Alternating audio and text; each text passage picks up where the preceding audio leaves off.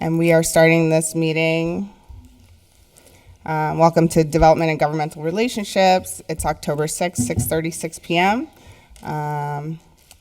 In the chambers currently we have counselors, or on this committee we have Counselor Sullivan, Counselor Ocasio, myself, Counselor Givner. Online for this committee we have Counselor Anderson Burgos.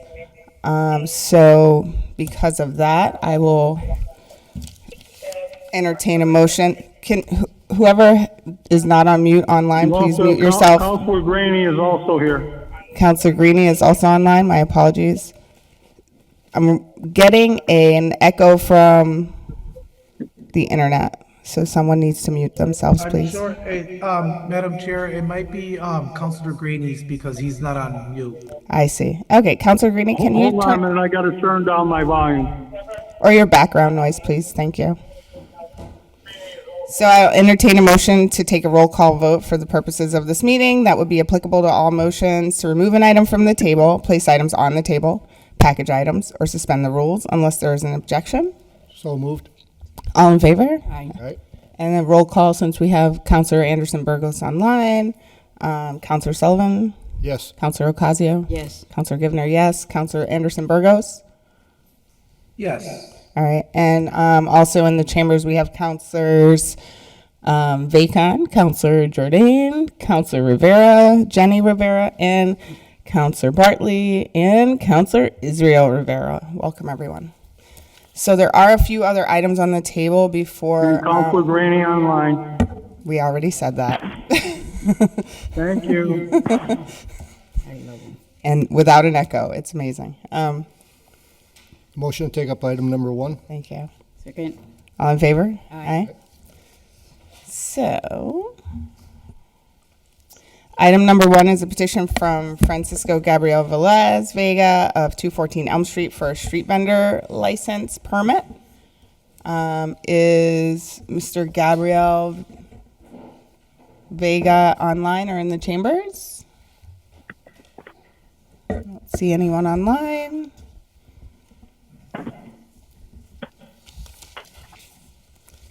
So I guess I will entertain a motion to table this item. So moved. All in favor, Counselor Sullivan, Counselor Ocasio, Yes. Counselor Givner, and myself, yes. Counselor Anderson Burgos, Yes. thank you.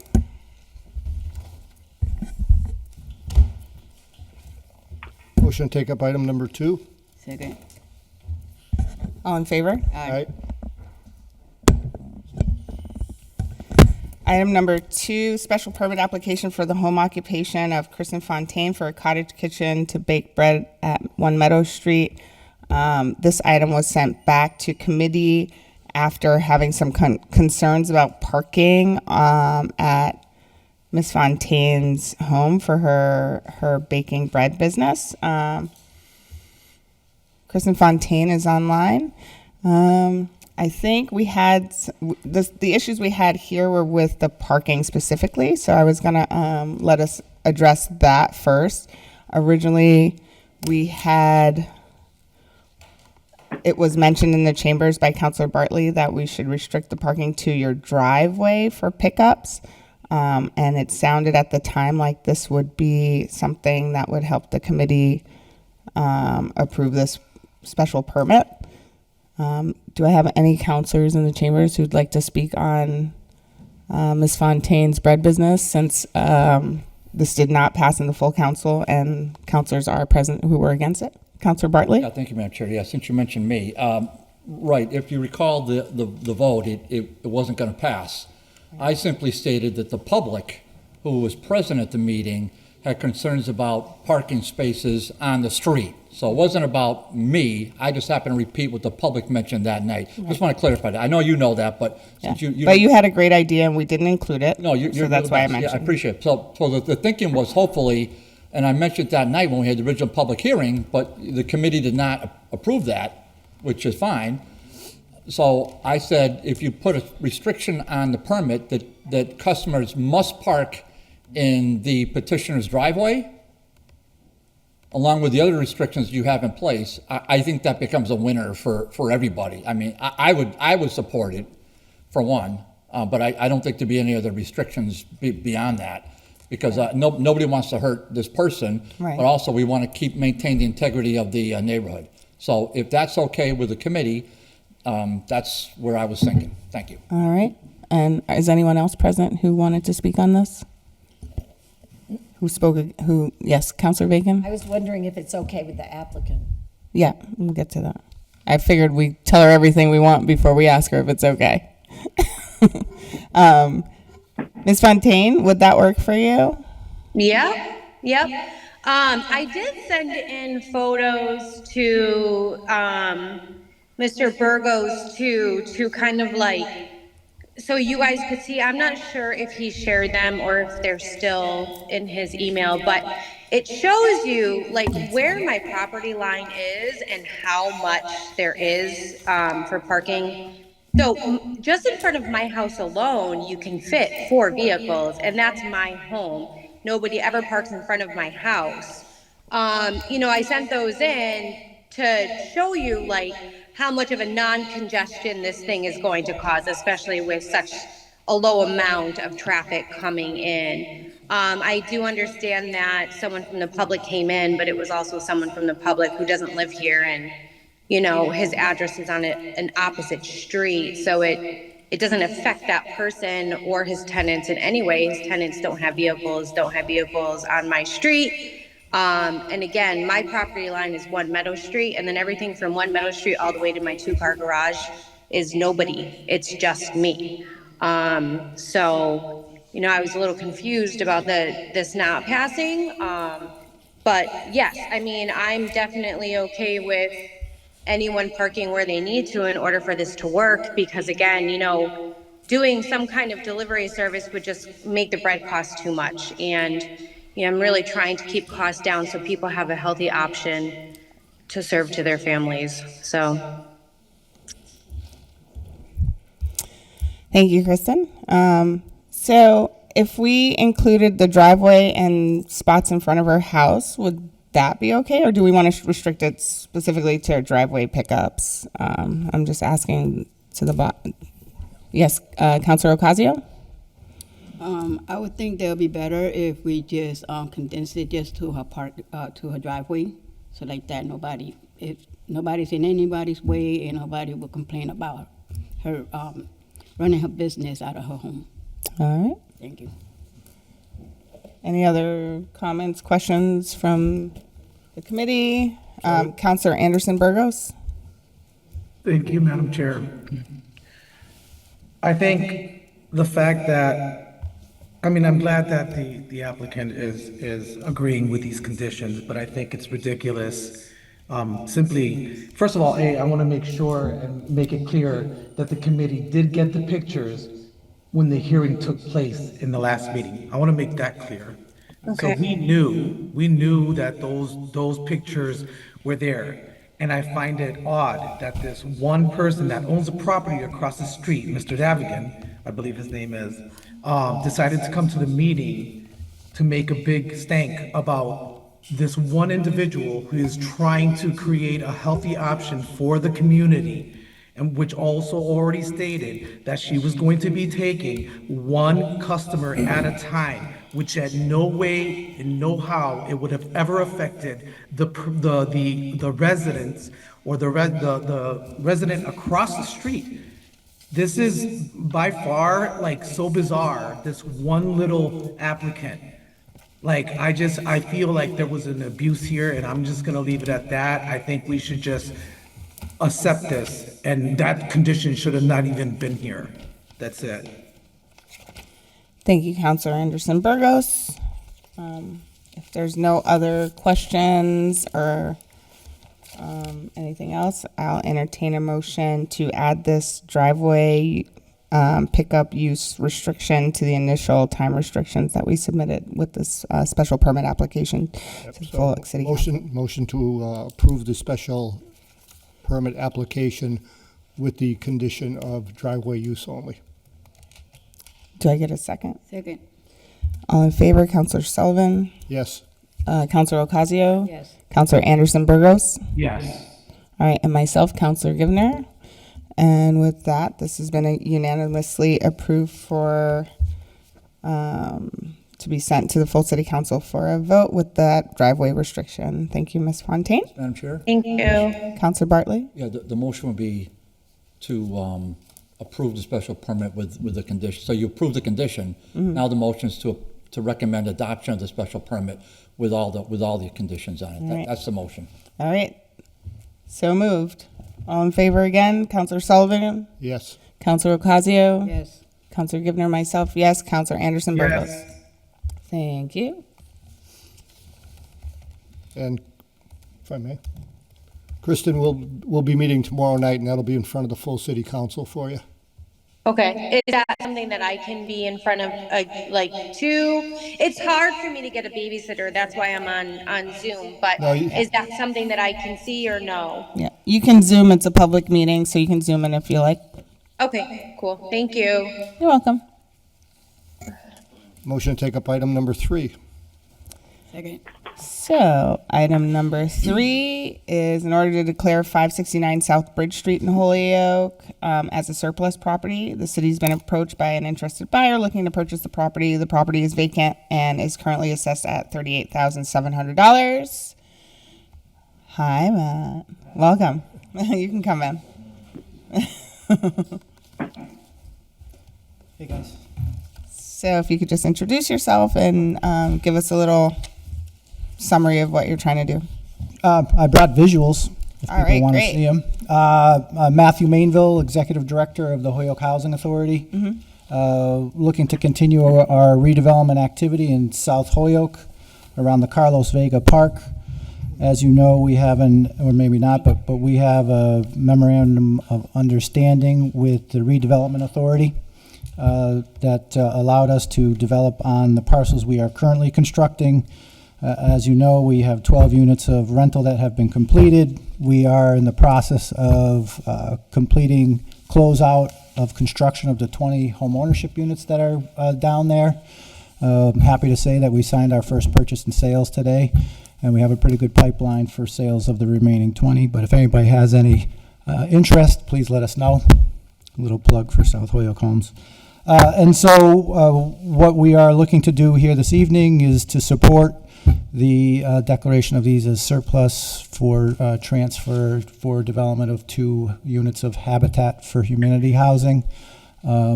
It's phase 4. If you look at the visual, that's currently vacant parcel that was taken, and there was a building on it that was demoed by the city, and so those would be 2 home ownership units. Oh, I'm sorry, David. Did you want a copy? No. Okay. And so, my apologies.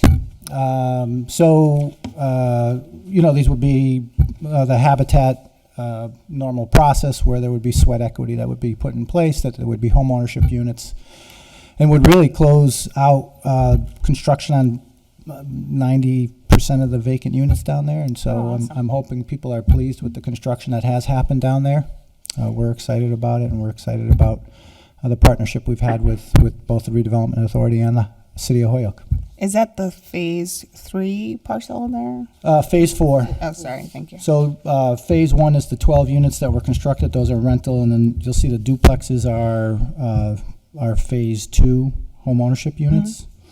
Phase 3 will be a future rental phase that we just received funding for, so we're excited about that. And then phase 4 will be our partnership with Habitat for Humanity. Sounds great. Yep. Yeah, Thank no, you, we're Matt. excited.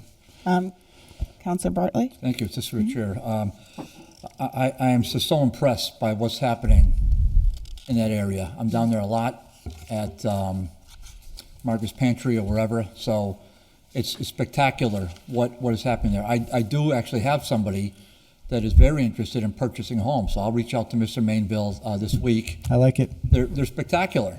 It's probably one of the best things I've seen in my little tenure here on the board. So it's something that Holyoke Housing should be very proud of. I appreciate it. The city should. We couldn't have got here without the partnership of the city for sure. One more shameless plug. If every Saturday Yes, throughout please. October, we are hosting open houses from 10 to noon. So if you want to get down and see the interiors of the buildings, we'd love to have you come down and take a look. That's first Saturdays? Yep, Saturdays. Throughout October. Through October, yep. Coffee and donuts? if you bring them. I'll bring them. All right, sounds great. Any other questions online? Yeah, in the Madam Chair. chambers? Hi, Aaron. Yeah, Yes, there we go. welcome. Evening, everybody. So, I think just to be, so this, we're very excited about this project, and I've been, obviously HRA and HHJ have been working together on this, so we're excited. But this is just the first step. So I think tonight the orders in front of you are strictly to make them surplus. I don't believe there's a transfer order in front of you. So I believe there's two orders, there's two parcels. So I don't know if you want to amend and take them up together, but I think this is just the first step of making them surplus. So Correct. just want to put that out there. I think Mike is with us, but so there's not a transfer order in front of you tonight. That there will be a transfer request to move them to the HRA. Aaron, great shirt. Thanks, Aaron. Yeah. Big win last night. So, I do see that item 4. So since we're already pretty much through item 3, let's finish this up, and then we can just do item 4 real quick. yes, I would make a motion to approve the order and declare the property surplus. Second. All in favor, Counselor Sullivan, Yes. Counselor Ocasio, Yes. Counselor Anderson Burgos, Yes. myself, Counselor Givner, yes. Awesome. And Motion to take up item number 4. Second. all in favor? Aye. So item 4 is, along with this one, in order to declare Holyoke Assessor Map 29, Block 8, Parcel 7, South Bridge Street, Holyoke, Mass. as a surplus property. The city's been approached by an interested buyer looking to purchase the property, and the property is vacant land and currently assessed at 22.8. So this is essentially part of the same project. So sorry we didn't Yep, take that so up same- together. yep, Exactly. Yeah. So same process. I just want to thank Amy and obviously Matt for being there, for being here tonight. And so, obviously there are more questions. So I'm not sure how much you can really talk about the project. So I just want to put that out there, since these are just to make them surplus. So there'll be an order in front of you. We'll file it next week. I know we want to keep these efforts separate, so we'll file the order next week for your next meeting for the transfer. All right, sounds good to me. So the motion, Counselor Ocasio, you have a question? Yes. On this surplus parcel, is it, because it only says South Bridge Street, doesn't have no address? Yeah, it's called out. I believe it's the parcel number. The parcel number's on there. You're right. There's not like a number. There's not a number to it because there's nothing there. So I think it's just a parcel number. I believe that's in the order. Yeah, It's that yep. whole, that whole Yeah, it's thing there? two adjacent parcels. that So when we actually look abut things one up of our on Map properties. Geo, that's the number that comes up. Exactly, yep. Counselor Bartley? Just through the chair to Mr. Mainville, the properties that are single-family homes, Matt, will they be put on the city's tax rolls? Of course, yep. They're gonna be sold fee simple, no condominium association, and will be on the tax rolls, correct. Just what was there before you developed the homes, Matt? Well, Or how long they've been vacant? Do you have any idea? So I'm happy to say that around Carlos Vega Park, the four corners have been vacant parcels for over 20, 25 years, and this is the first time since I've been working at the Housing Authority, which is a long, long time, that there's actually homes and apartments on the four corners of the city of that park, and so we're excited to have brought that to fruition. So not only are you saying you've developed some beautiful homes, you've got vacant parcels reoccupied, and you're putting them back on a tax roll. Correct. Thank you. Thanks, Counselor Bartley. Any other questions, concerns, comments, funny looks? No? So I'd make a motion to declare map parcel 29, block 8, parcel 007 on South Bridge Street surplus. Second. All right, all in favor? Counselor Sullivan? Yes. Counselor Ocasio? Yes. Counselor Anderson Burgos? Yes. And myself, Counselor Givner, yes. All right, we will send that to the full council. Yep. You're all set. Thanks, Matt.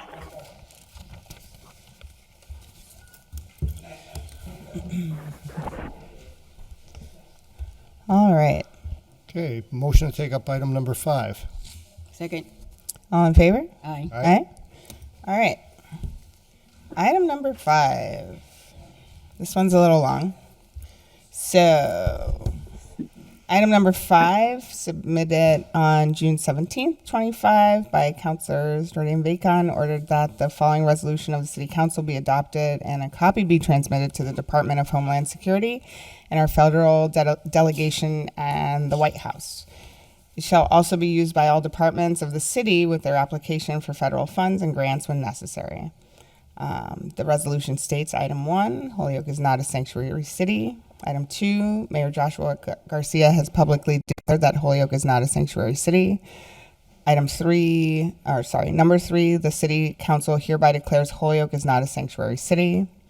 Number 4, Holyoke adopted Ordinance 2-68, stating no elected official, department head, or other city employee shall issue any order that shall knowingly violate any law or regulation of the federal, state, or local government, or the Constitution of the United States, the Constitution of the Commonwealth of Massachusetts, or the Charter of the City of Holyoke, or any lawful order of a court or competent jurisdiction. No such order given shall be valid or shall be enforced by the City of Holyoke or its departments. Number 5, to the extent that Holyoke has been deemed a sanctuary city by the federal government for failing to comply with any federal law or regulation, the Department of Homeland Security should notify the Holyoke City Council and Mayor of its specific violation and what steps are needed to remedy. Number 6, the City of Holyoke and all of its employees and agents hereby agree to fully comply with all federal laws and regulations. To the extent the city, its employees, or agents have or are violating any federal law or regulation, they shall immediately cease and fully comply. And number 7, that the City of Holyoke requests removal from any identification of our city as a sanctuary city by any federal department or agency. This item was tabled 9/9 of last month. And yeah, Can I start? yes. Thanks. I'd like to read into the record 2 statements that might help clarify things from the Yes. Holyoke Police Department. Excellent. All right. The first one, it's from Brian Keenan, our chief, right? And this is in response to immigration, customs, and enforcement incidents. The Holyoke Police Department will uphold the United States Constitution and the Massachusetts Declaration of Rights, ensuring the security of civil rights of all persons, regardless of their immigration status. Law enforcement officers do not have the authority to arrest or carry out detention requests made in federal civil immigration detainers. This department will not arrest, detain, or investigate a person based solely on alleged violations of federal immigration laws. No employee of the department shall interfere, prohibit, prevent, or otherwise impede the enforcement of federal immigration laws by federal authorities, including investigations, enforcement operations, or ICE detainers. Nothing in this order shall be construed to prohibit the police department from working with the federal government to ensure compliance with laws. Nothing in this order shall prohibit the department from working with ICE or any other federal agency in their official capacity, so long as the sole purpose is not civil federal immigration enforcement. Response procedures: if a dispatcher receives a call for service related to ICE action taking place, they shall dispatch police officers in the normal fashion to ensure public safety and traffic control at the location. The dispatcher shall also immediately notify the patrol supervisor as well as the shift commander of the incident. The first arriving officer shall apprise dispatch of the scene, threats, and any additional resources needed. Officers shall ensure safety of all those present on the scene in accordance with existing HPD policies and orders. Upon arriving at the scene, the patrol supervisor shall make contact with the ICE agent in charge to discuss scene security and logistics. The patrol supervisor shall discuss with the ICE agent in charge the policies of this department and make clear that HPD is not able to assist with ICE operations absent a threat to public safety. Officers at the scene shall determine who placed the call for service and make contact with them, if possible, to hear their concerns and provide an explanation as to the involvement of this department and federal authorities. Officers of the scene will preserve peace, address violations of state law, and ensure safe traffic and pedestrian travel in the area. Nothing in this order shall be construed to prevent officers from taking action in the event of a violation of state or local law or ordinances. Special considerations. As soon as tactically sound, the patrol supervisor shall notify the shift commander of his findings at the scene. The shift commander shall then notify the chief of police. Holyoke Police will not transport in marked or unmarked police vehicles any arrestees of ICE for civil immigration violations. Any detention of a person while assisting at the scene of an ICE incident will be based on reasonable suspicion that a crime has been committed or the person has been confirmed to have an active arrest warrant by the Records Bureau. Per order, Chief Brian Keenan. Thanks for that. Do you want to read the other one as well? Yep, All and right. these are frequently asked questions on immigration. Does Holyoke Police enforce federal immigration laws? No. Local police officers, including Holyoke officers, do not have the authority to enforce federal civil immigration laws. Massachusetts court cases have made clear that Massachusetts police officers, including Holyoke, do not have the authority to stop or detain anyone based solely on their immigration status. However, local police are permitted to cooperate with federal law enforcement agents on matters unrelated to civil immigration enforcement. Question 2. Can I be detained or deported by Holyoke Police during a police encounter, such as a traffic stop, call for service at my house, or medical call? No. Holyoke Police officers do not have the authority to enforce federal immigration laws. You cannot and will not be detained or arrested by Holyoke Police based solely on your immigration status. Question 3. Can I be detained or deported by Holyoke Police because I witnessed a crime? Absolutely not.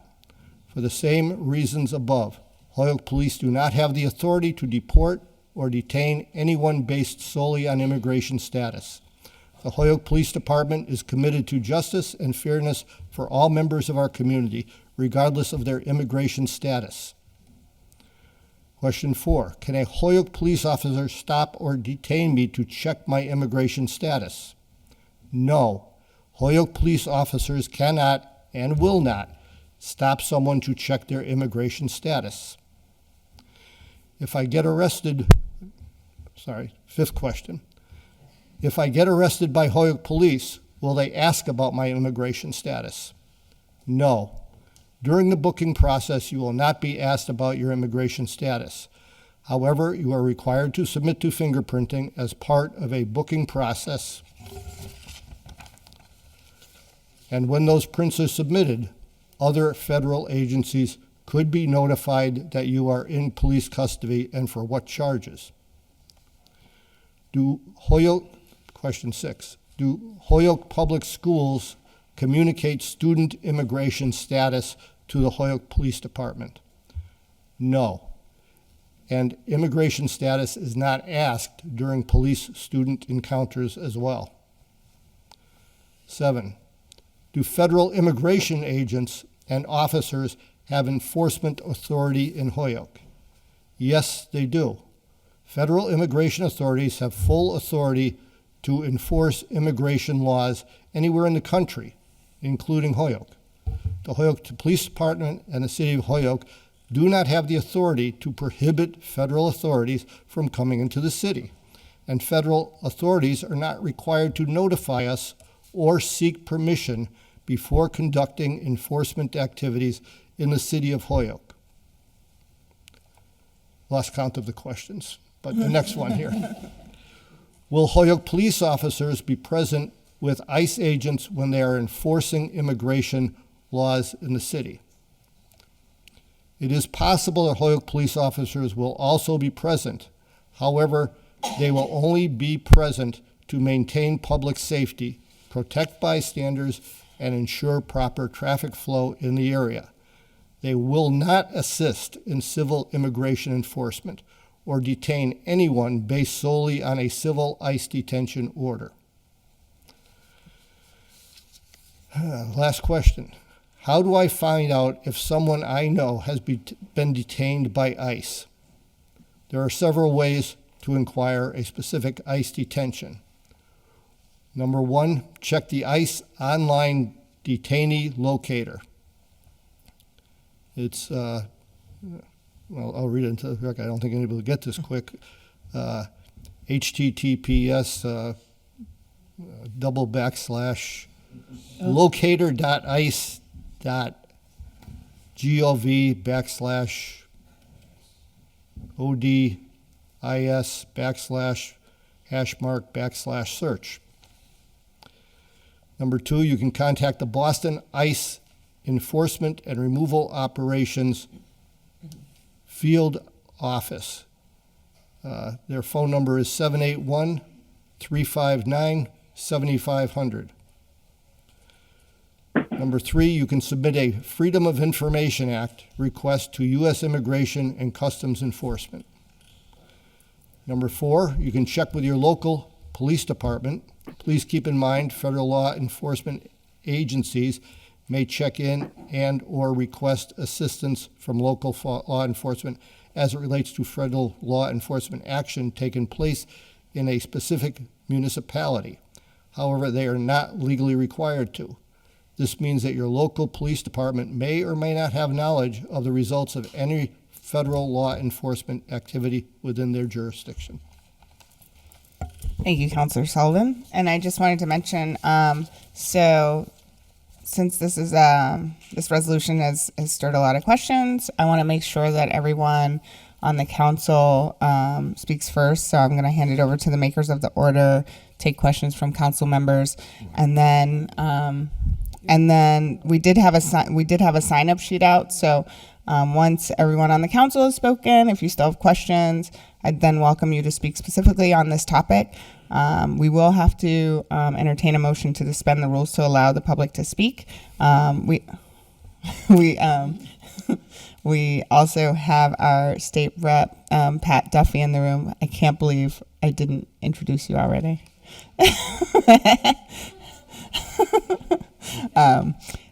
So if you'd like to speak on this too, we'd appreciate it.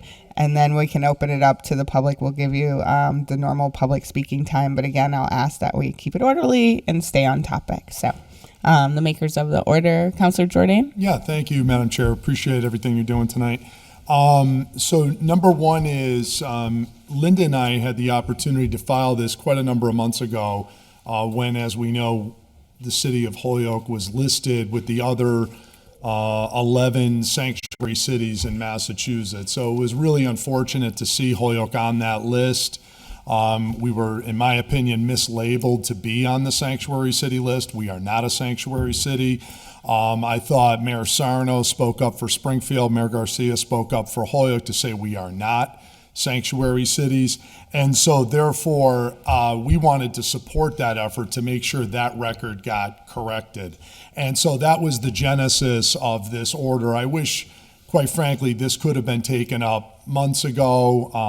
It didn't work out that way, apparently. And, you know, here we are. But let's just kind of walk through this. So the first thing is I mentioned about what got us here was them in late May, the Department of Homeland Security listing Holyoke erroneously, in my opinion, as a sanctuary city. And now I am of the opinion that we need to speak clearly, follow the law. I support everything that Chief Keenan had stated there relative to the Holyoke Police Department. I think it's exactly on point. I think we need to clarify any misunderstandings about what Holyoke Police will or will not do. Okay, and I think if we have that understanding, our police officers do an amazing job and they do it appropriately. And what we're looking here to do is to make sure that Holyoke follows the law, local, state, and federal, and that we cannot risk the nearly $10 million of federal funding that sanctuary policies would potentially jeopardize. I'm very concerned for the community how that $10 million would be replaced, be it through massive tax increases or fee increases or hurtful layoffs to key positions. So knowing that Holyoke is not a sanctuary city, we should never be portrayed as one.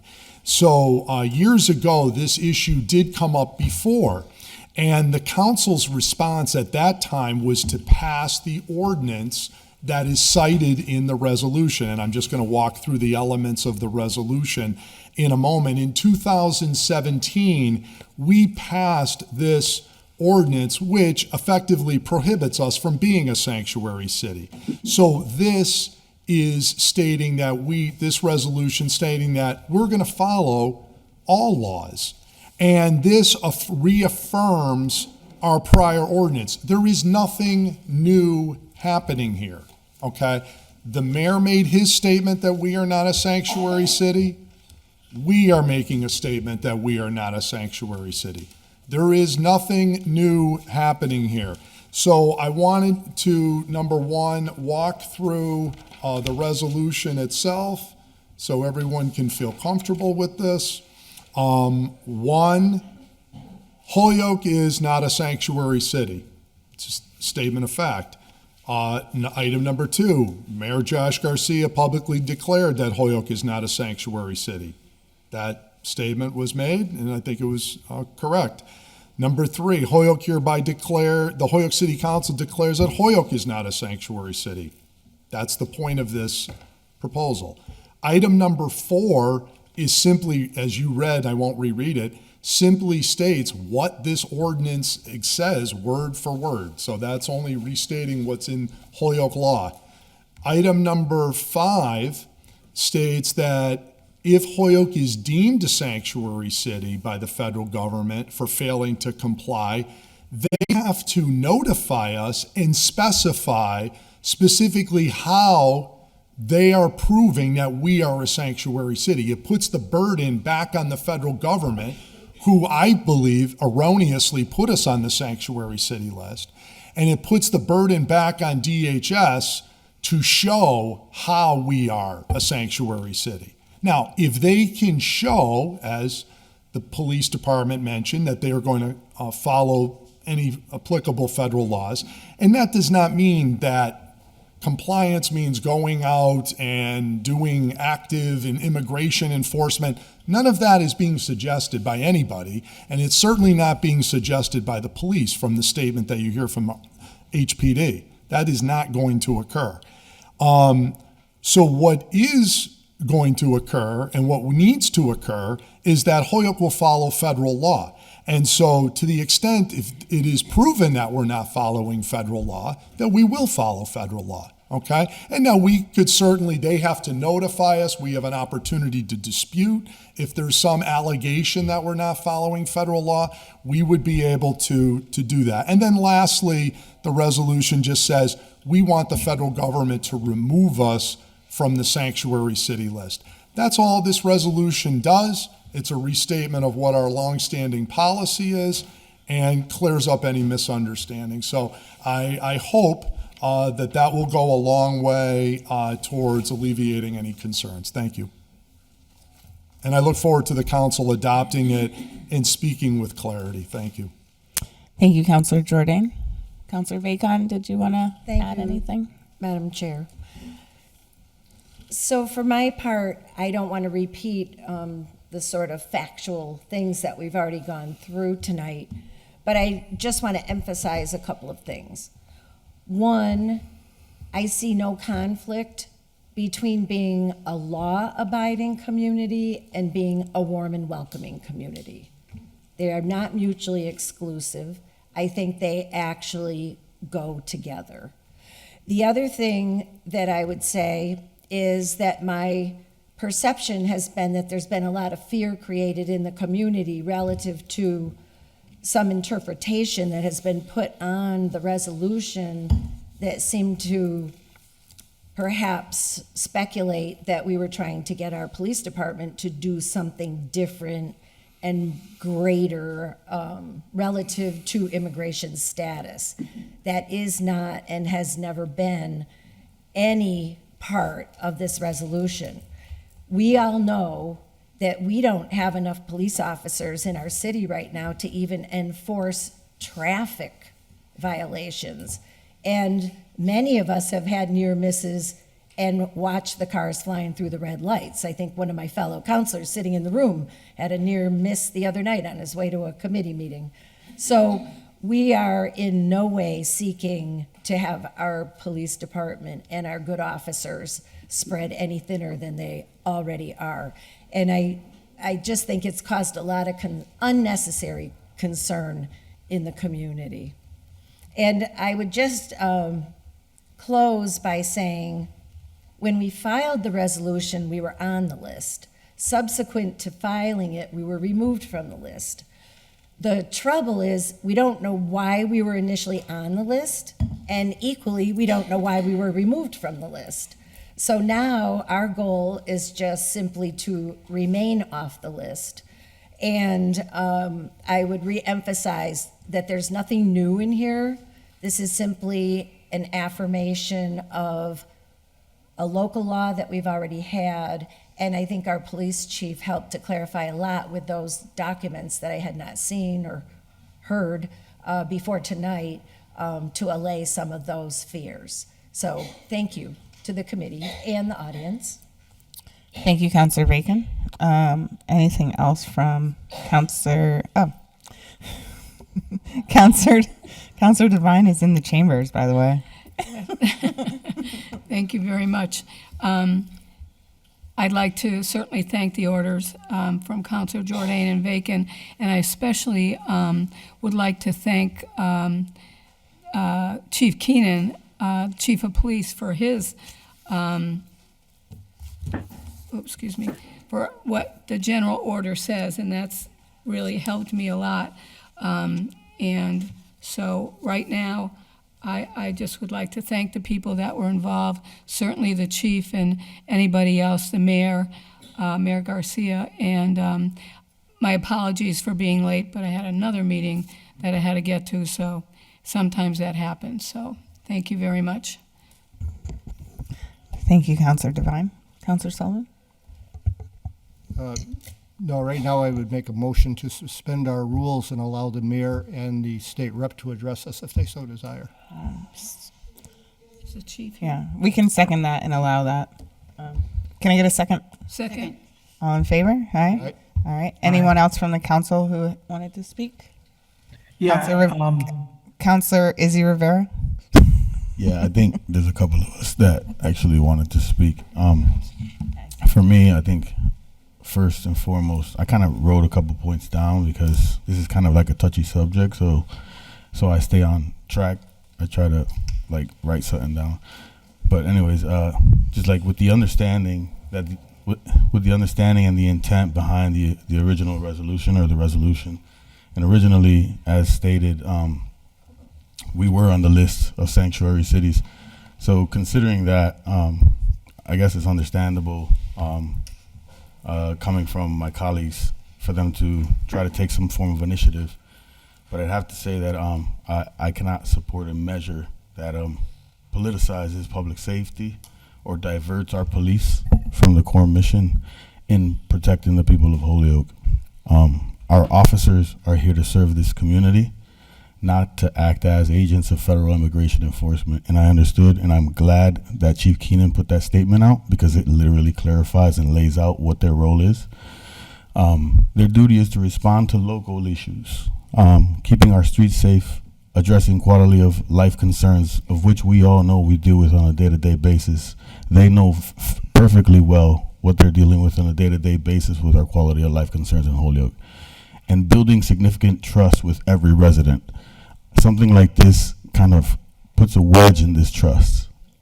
We've been, well, I wouldn't say we, the police in a sense, and Chief Keenan now has been trying or attempting to build on that trust since he's been here, and chiefs before too as well, with various different community policing initiatives.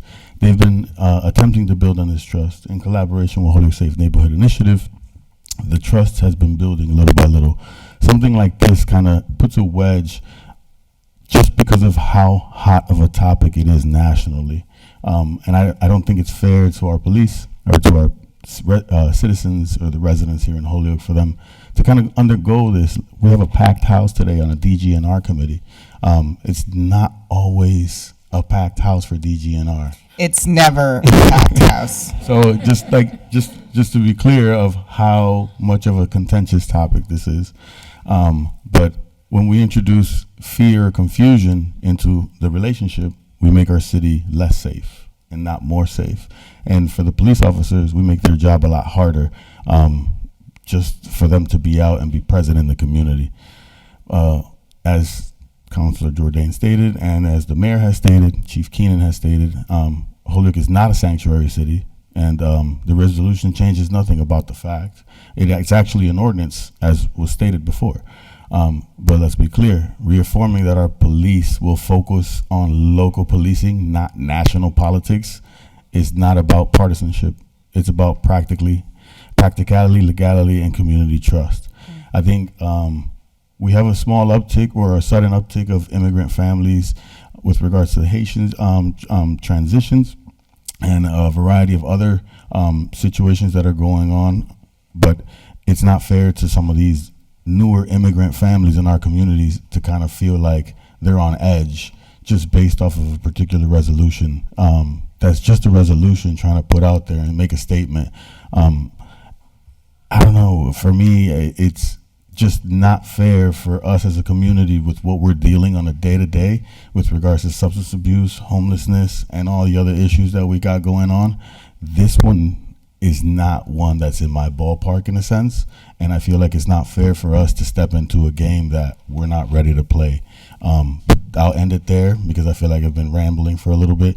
I appreciate Coco and I appreciate the makers of the order, but again, tomorrow I wouldn't feel comfortable in voting for this, just as divisive as it's become and is created. Even the campaign season has become polarized.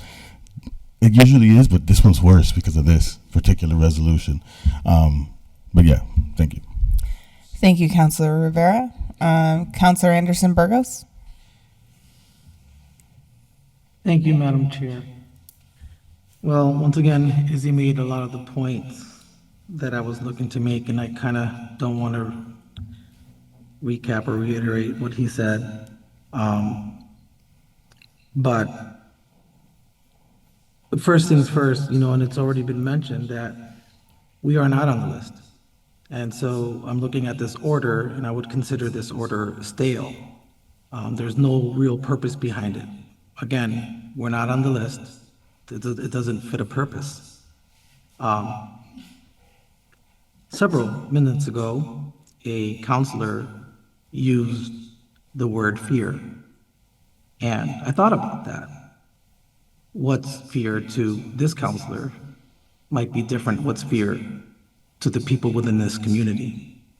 And when I thought about that, I thought about what I saw on TV, what I read in articles, live videos from social media platforms that demonstrated the national crisis and damage that we are doing to humans, to people.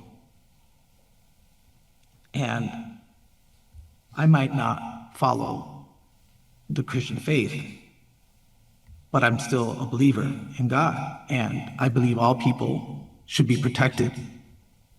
And I don't want to get off track there, but I want to stay focused by saying that this order, again, is stale.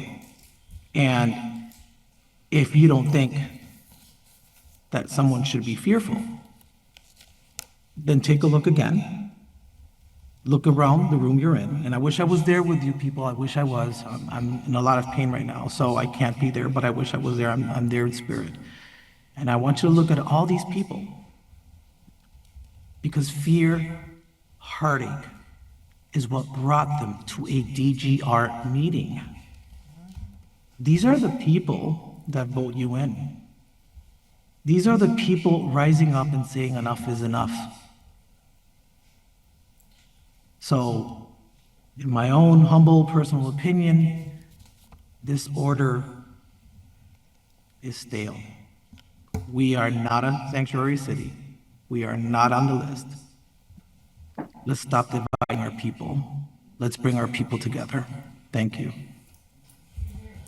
Thank you, Councilor Anderson Burgos. Councilor Murphy-Ramboletti. Thank you, Madam Chair, and thank you everyone for being here tonight, for my colleagues as well. I also have made the decision to write out some notes because I want to stay on track. I don't want to, it's very easy for me to get distracted. And I've been late. I am not able to stay for this whole meeting. I have a work commitment that's actually happening at the same time right now. So I'm going to go back there after this. Ironically, almost ironically or not, the event's actually for my Spanish language business accelerator program, and it's filled with some of the most hardest working Latino business owners I've ever met who are here trying to fulfill the hopes of the American dream. And I guess what I just want to make a point on this evening, that I agree with what some others have said. I unfortunately feel like this proposal has really only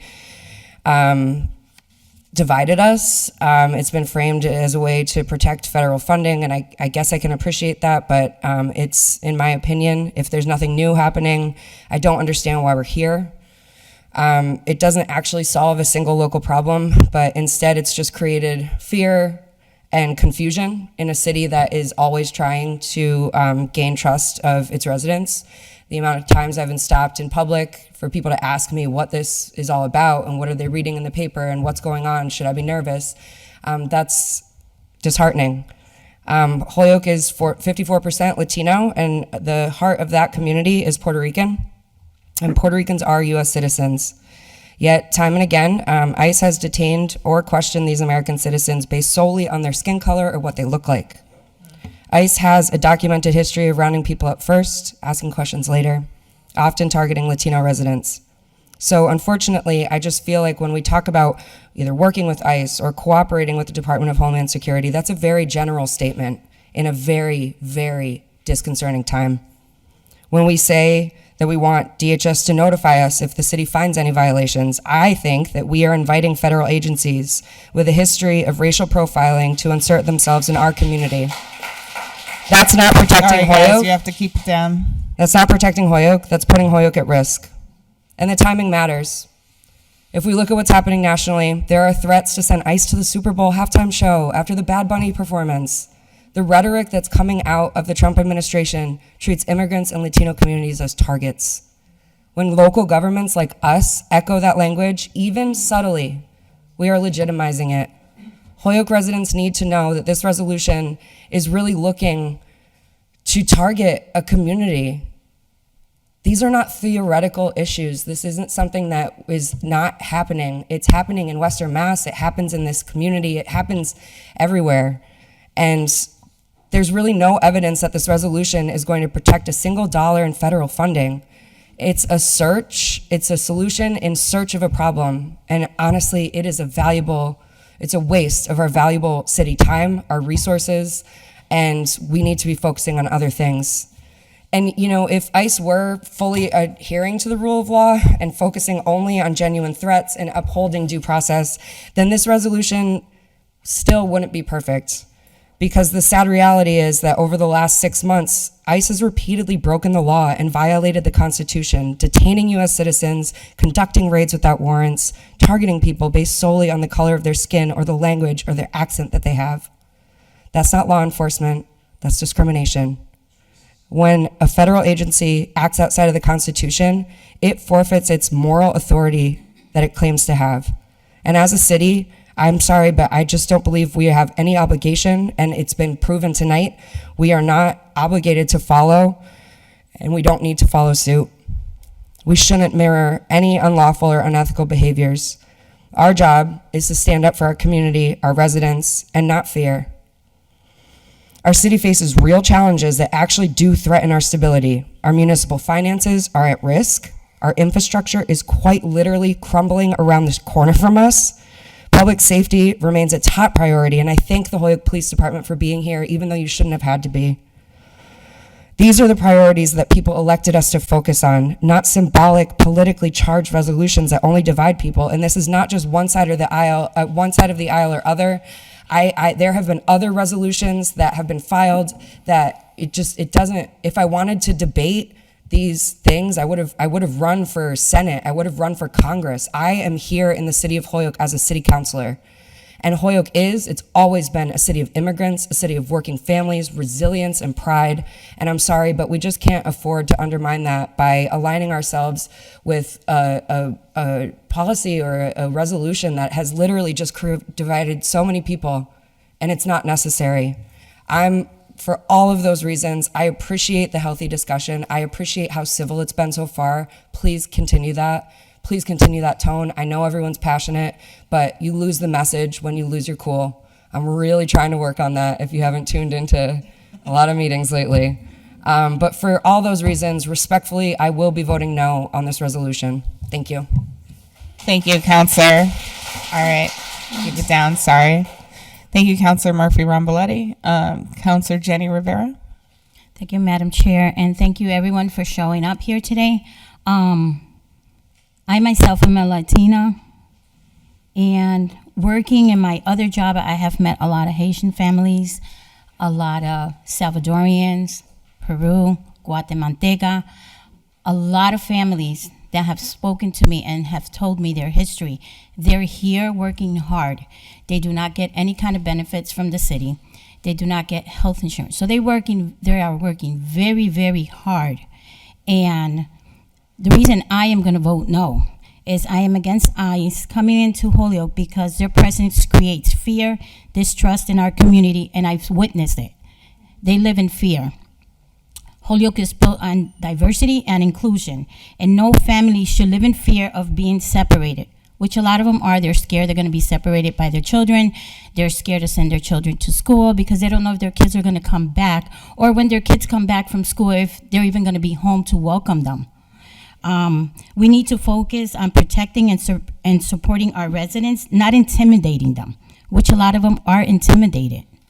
A lot of them are. Our city should be a safe place for everyone, regardless of the immigration status. Thank you all for coming here. Thank you. Representative Duffy.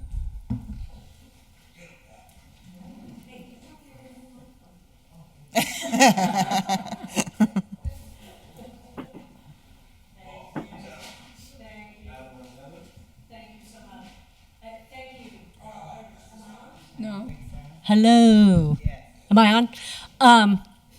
Thank you all very much. It's, as always, it's an honor to be here with my colleagues, fellow residents. It's great to be here. So Chair Givner invited me to this meeting to give some sort of information about state perspectives on the relationship between the state and federal government. What I have is, thankfully, parallel to a lot of what's already been discussed. And it's a good sign that we all have the same protocols. I really appreciate Councilor Sullivan and Captain Keenan, Chief Keenan, for bringing all that clarity and really laying out the police protocols, and they're parallel on the state side. So, as you mentioned, in 2017, the Massachusetts Supreme Judicial Court ruled in a case called Lund versus Commonwealth that, and this is a quote, Massachusetts law provides no authority for Massachusetts court officers, so that's sheriffs and the state police, Massachusetts court officers to arrest and hold an individual solely on the basis of a federal civil immigration detainer, beyond the time that the individual would otherwise be entitled to be released from state custody. So, you know, the state protocols are the same based on judicial court decisions. The other piece of this is federal funding, and I appreciate everybody's concern about federal funding. We've seen the threats. We've seen many of them be followed through on. We've seen funding clawed back. Guess what? We have a terrific Attorney General, Andrea Campbell. She's partnered with other state leaders, and she has sued successfully because those clawbacks were unconstitutional. Congress had appropriated that money. Our lawmakers had appropriated that money. So I have to say, the current federal administration, some of their actions and pronouncements are a little capricious. I mean, I've heard we're on a list for sanctuary cities. We're not on a list for sanctuary cities. You know, and this is from the state perspective as well. You know why? Because there's no agreed upon definition of sanctuary city. It's not a legal term. It shouldn't have consequences. We have to call out any administration, state or federal or local, that is asking for ramifications merely because we are a welcoming place with a beautiful immigrant history. And you know what? Our diversity is our strength. I stand by that. So thank you. Thank you very much. Thank you, Representative Duffy. Mayor Garcia.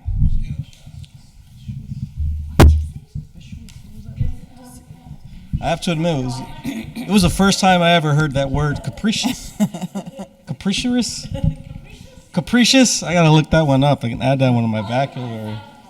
Very well said, Madam Representative and members of the council. I think that listening to everyone tonight, I feel that if not today, tomorrow, or whenever, as these conversations continue, there seems like a unique opportunity here to reaffirm not just my administration, but all of us together as elected officials collectively to affirm our values that define Holyoke, the inclusivity, our compassion, the protection of everybody's rights, regardless of their background. It sounds like to me, listening to everybody's comments, there's an agreement to that. Holyoke has long been a welcoming city, built by generations of immigrants and migrants who continue to contribute to the fabric of our city. We all know that, you guys know that, and we all embrace that. If you didn't, I don't believe that you'd be here right now on a Monday night at a DGR meeting, as it was described. But who we are is certainly being blurred by the national politics and dividing communities everywhere. I think Councilor Izzy Rivera made an extraordinary point there and hammering that home. It's all the reasons why in January we reissued that executive order relating to the enforcement of civil immigration detainers so that the expectations are clear. It's a very delicate conversation happening at the federal level and across the United States and in some cases the globe. And it's very easy to be blurred in that discussion and lose focus on the key points of what we're trying to communicate and the impacts what we say has to a larger community.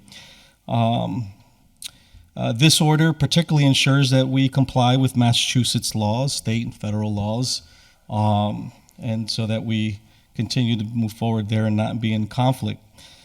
With that being said, I do think that this conversation you're having today is extremely healthy. I know sometimes it can feel a little uncomfortable considering the level of, the level of delicacy of the conversation that we're having. But this is how we get to progress.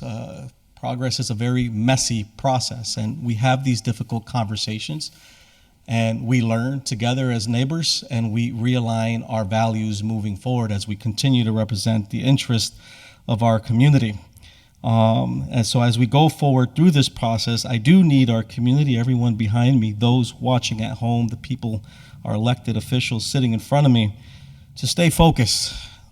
Try to find some opportunities to unite, and I heard a lot from each of you, those that did speak. It sounds like to me that there's a lot of opportunity there to unite. And quite frankly, this resolution in front of you, maybe it's not a vote that comes up tomorrow, but instead ongoing discussion and maybe even, if not a resolution, but a support letter that we can send together, my office and the legislative body, to the U.S. The U.S. Attorney General's office on our city's unwillingness to cooperate with federal agencies around immigration for the very reasons we all kind of, it sounds like to me, came around and understood what is allowed and what's not allowed. It's something that I believe the city of Worcester and even the city of Boston councilors unanimously voted in support of sending such a letter. And perhaps that's something that we can do as well, to the point of sending a clear message to our community where we stand as far as people's rights are concerned.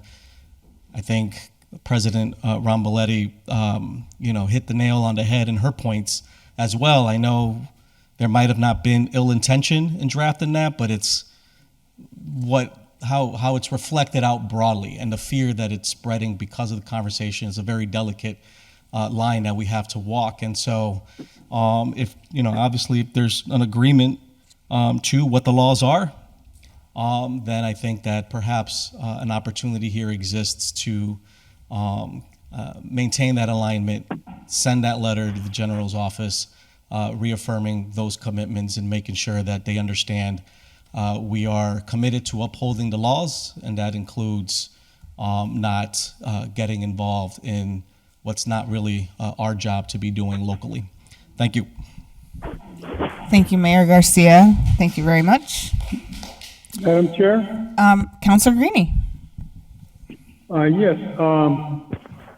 When we talk about fear and intimidation, and we see some of the social posts that have been on the internet regarding some people who have served the community for many, many years and love the community that they live in and love the residents.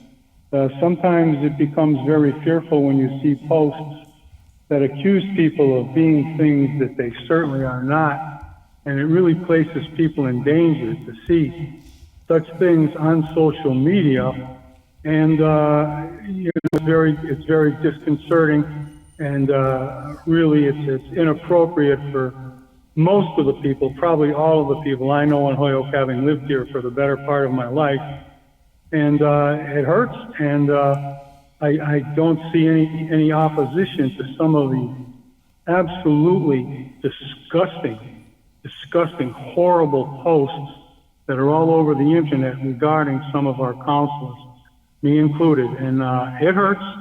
And I've served the community well for many, many years. I love this community. I was born, raised here. My wife was born, raised here. I raised my 4 children here, went to school here.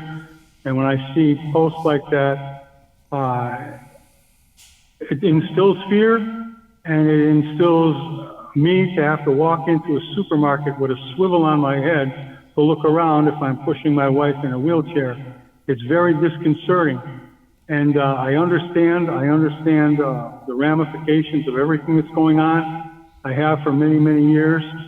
I've been here since the first immigrants came to this community, and I love this community. I've taught children in school for 35 years, and I would also like to see our council condemn this type of horrific portrayals that are on the internet.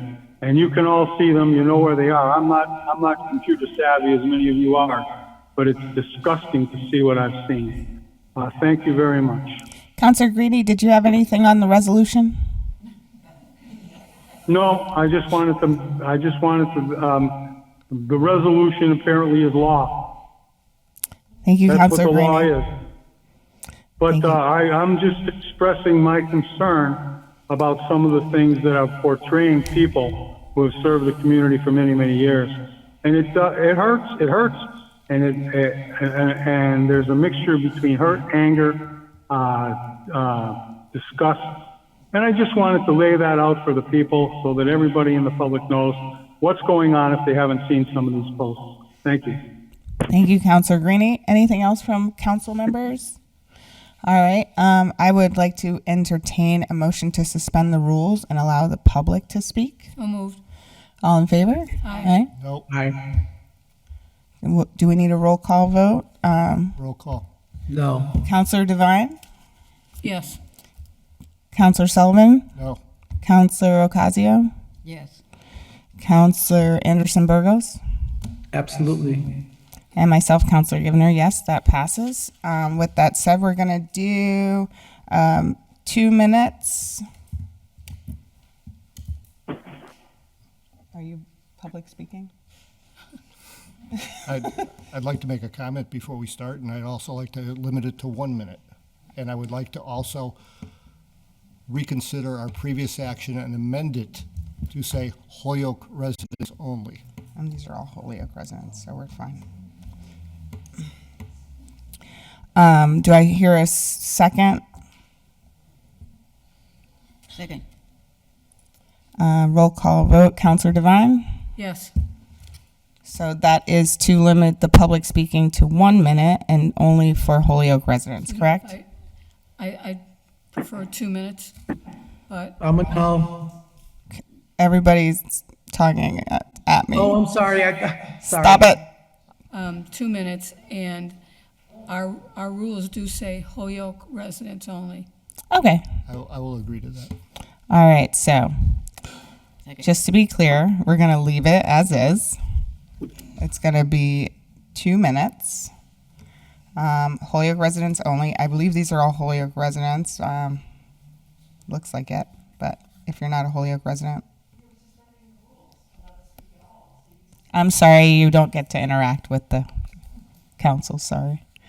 All right, so I have a list here, and we've agreed to let the public speak for 2 minutes. I have a timer. I'm gonna call off the names on this list. You'll come to the microphone.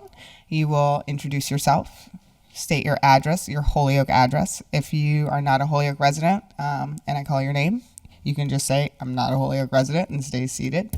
And yeah, that'll be it. So the first one is, I believe, We haven't taken a vote on this yet. oh, sorry. Vote to let the public speak. Counselor Devine. Yes. Counselor Sullivan. Yes. Counselor Ocasio. Counselor Anderson Burgos. Yes, can you hear me? Yeah. Thank you. Counselor Givner, myself, yes, again. All right, so Gustavo Austa? Did I say that right? Sorry. You get to say it again. I'm sorry, I said yes. Can you hear me? Yes, can you, yeah. Okay, thank you.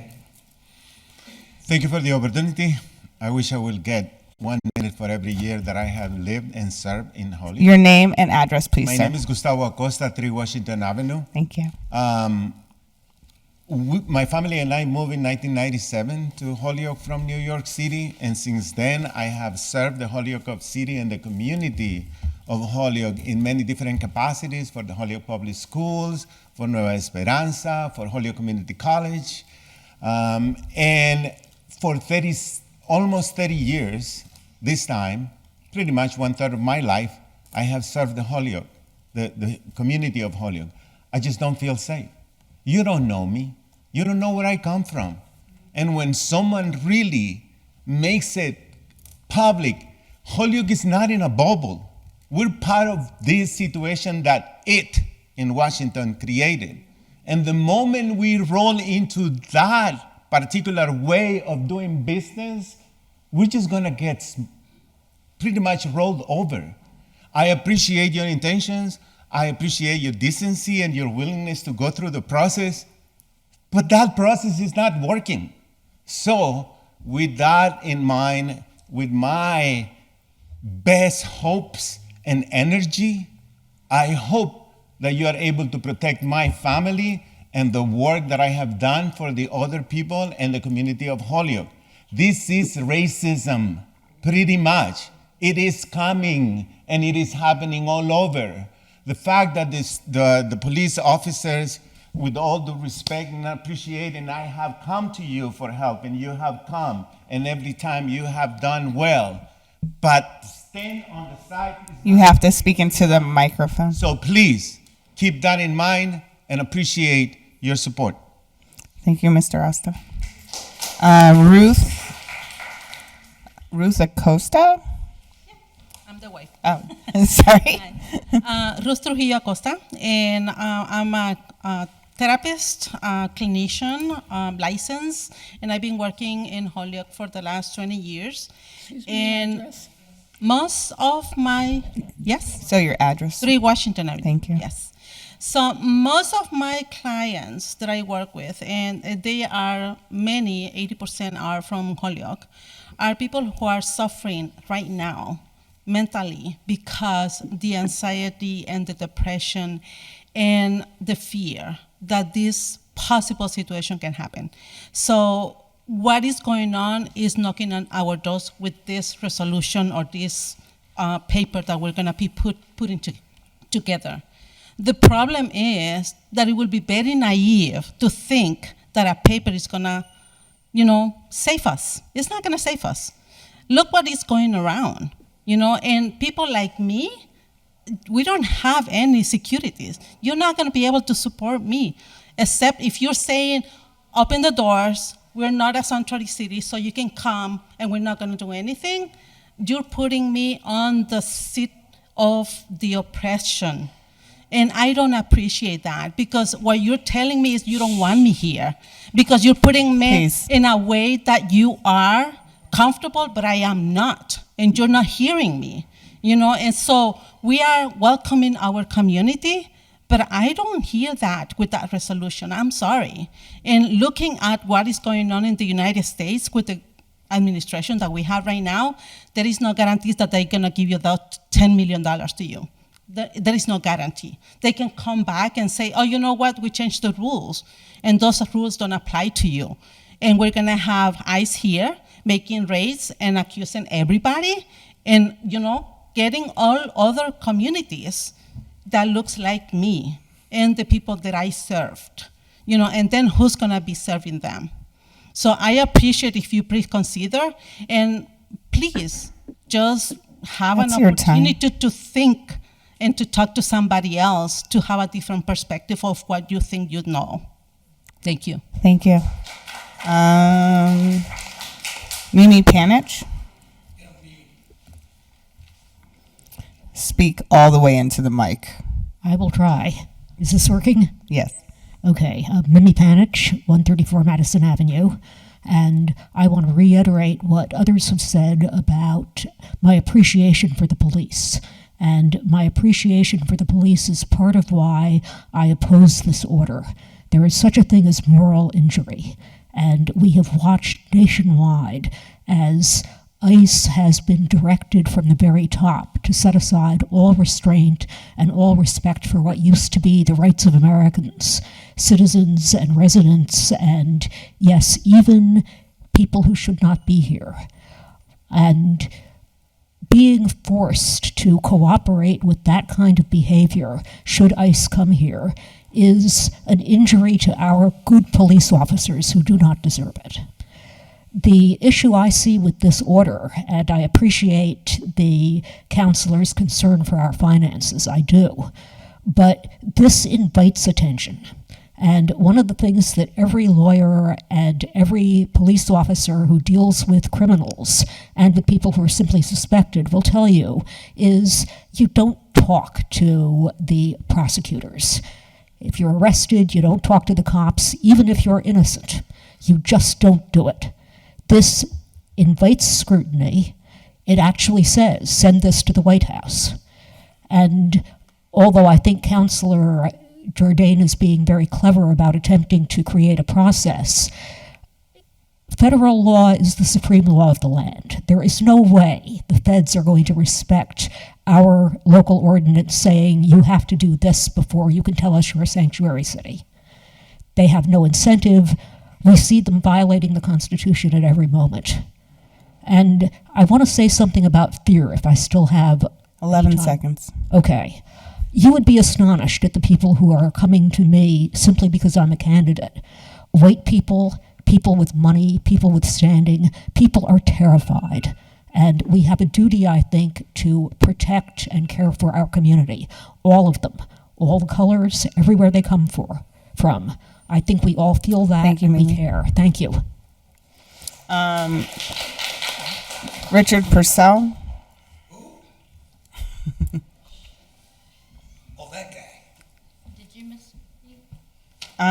You're next. Oh, sorry, no, you were first. You go. No, it doesn't matter. I refuse. I, well, I'm gonna I, get the microphone for you. Sorry, Lynn Haran. if I can, I'm going to move it just a little way because I'm either going to take off the toes of this officer behind me or somebody in front, and I'd rather not do that. Can you give her the mic, Rick? Thanks. Please. Want me to hold it? I got it. But Well, you can read while I hold it. That's all right. All right, come on. Hi, I'm Lynn Haran, 100 Southampton Road. Quickly, I'm changing my thoughts and comments as I listen to everybody else, which is the one good thing, as some folks have said, about being here and listening. But first of all, I could not wrap my head about why these two counselors would do this, especially once things really got rolling with this administration and we saw around the country what was happening. And we knew that it is focusing on black and brown people. I'm white and I could see that. And I didn't understand why you would want to contact the federal government about it, because that would be like putting a target on us. I could not understand it. And then when I heard that it was the reason for federal monies, well, I got to say there are some city councilors here that I've seen throw away federal grants all the time in various topics. And I would answer to that too. If you want to talk about federal monies, we are spending Trump's new budget, $30 billion over 4 years to ICE to track, arrest, and deport immigrants. $20 billion just for the fiscal year of 2025, an upgrade of 300% to the Customs and Border Protection, and almost $65 billion more over 4 years. How about if we use those federal funds to find a legal process, if that's what's necessary, for all these immigrants that do so much in our country, provide them with access to lawyers in a reasonable amount of time, and keep That's them your safe time, and Lynn. with their families in the meantime. Thank you. Thank you, Lynn. I also want to say quickly, too, that even the Pope Thank you, has Lynn. been spoken. Sorry. That's it. Sorry. Okay, thank you. Rick Purcell. Good job, Lynn. Don't get me trapped up in the ghost. Or run over my feet. Rick Purcell, 279 Suffolk Street, right here in Holyoke. I look at this resolution as racist in nature. It's pandering to a twice impeached convicted felon. I reclaim my time. Forget the ghost. He's done. Sorry about that. It's pandering to a twice impeached convicted felon. And although everybody in the room so far tonight has said we're not a sanctuary city, I kind of disagree with that.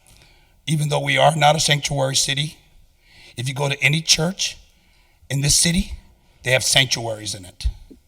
If you go to school, children go to school, children consider that school a sanctuary.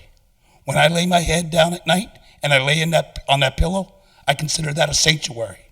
So you can say we're not a sanctuary city. In a lot of respects, America has, and cities and towns are all sanctuary cities built on nothing but sanctuaries. We're a city of sanctuaries everywhere we go. School, library, wherever you're comfortable, that's a sanctuary. So you can claim we're not a sanctuary, and you can say we want to pander for $10 million to a twice impeached convicted felon, but it doesn't make any sense, and it's based in racism. Thank you. Thank you, Rick. Jose Adastra.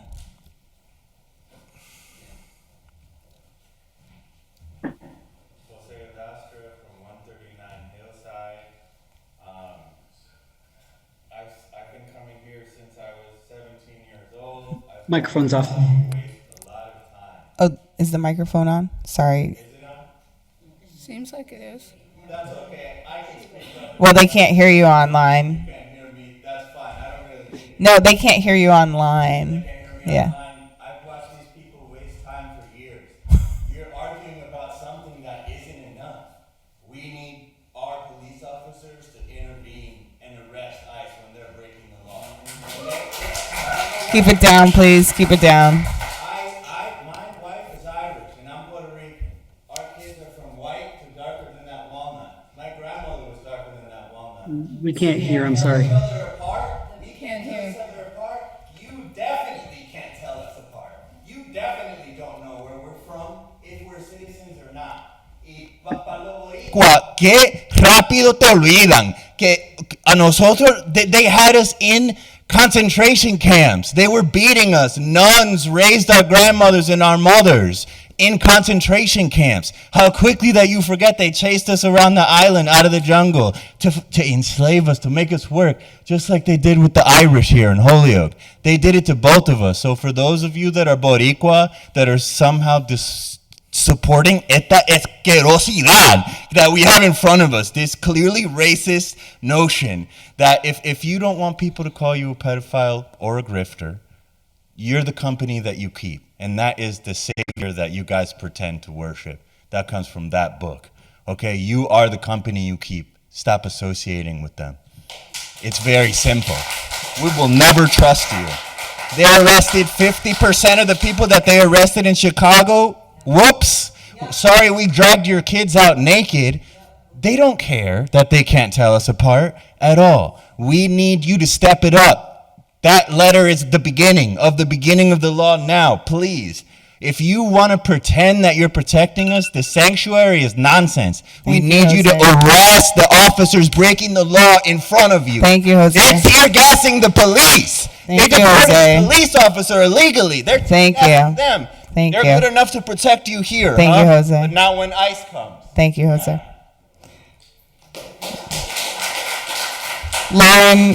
Lauren Hallway. Are you still here, Lauren?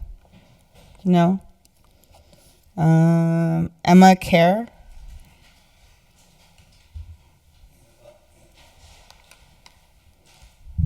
Hi, my name is Emma Kerr, 24 Valley Heights, Ward 7. I'm very confused about who the city councilors think that they're representing, especially the two who put forward this resolution.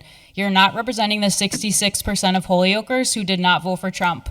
You're not representing the over 50% of Holyokers who are black and brown people. Who are you representing? Who? It's your job. That's why you're here. I've lived here for 9 years, almost 10. For the first 5 of them, I was like, oh, City Hall has my back. Maybe they do have my back if you look like me, but you don't have everybody's back. You don't have black and brown people's back. You know who we also get money from? Not just Trump.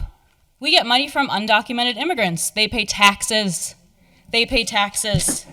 And I have numbers. I don't know where your $10 million number comes from because you haven't published any research. You haven't given us any facts to back that up. But according to the Institute of Taxation and Economic Policy, undocumented immigrants pay federal, state, and local taxes of $8,889 per person in 2022. So the 2,428 immigrants in Holyoke, who may or may not be undocumented, contribute about $17 million in tax revenue annually. So, thank you. Do you want to have $10 million of blood money from Trump? I mean, I'm not saying we should take all of the undocumented or documented immigrants' money because they don't receive any benefits back from that either. But we can get all kinds of money from all kinds of places. You're getting it from one place, we can get it from others. We can have the AG back us up as well. Also, if you were saying that you wanted just to have a resolution that would tell the federal government that we are not a sanctuary city, it could have been a 1-point resolution. What's with 4 through 6? Thank you. Fern Fairchild? Hi, my name is Fern Fairchild, 131 Vermont Street. I'm a Japanese American. My grandmother came to this country as an immigrant. My cultural ancestors know what it's like to be targeted by a fascist government and rounded up into camps by federal agents. What's happening here today is not acceptable. Japanese Americans every year make a pilgrimage to Manzanar, one of the many deeply shameful places in our country's history, to remember the cost of the xenophobia and the racism such as that which is being considered by this committee today. We have a sacred duty to say never again to this, never again for anyone. Never again to building concentration camps or working with the people who have built them and are building ones like Alligator Alcatraz in our federal government right now. We cannot endorse this resolution which treats people as subhuman. People who are our neighbors, people who are Latine, Muslim, Black, and brown, we cannot cooperate with this. We cannot threaten the safety of our own neighbors in this city. We have a duty to tear down the walls of camps like Manzanar, like Alligator Alcatraz. No hypothetical loss in funding can justify this proposal. This is about our neighbors, our friends, our families, our loved ones. This is about whether we want the city of Holyoke to endorse cruelty of separating families, sending human beings into concentration camps, endangering and sacrificing human lives. I really hope that the answer is an unequivocal no. I urge this council to not adopt this bill and not comply in advance with fascists and differentiate yourselves from the people who invited the federal government to round up Japanese Americans and my ancestors during World War II. Thank you.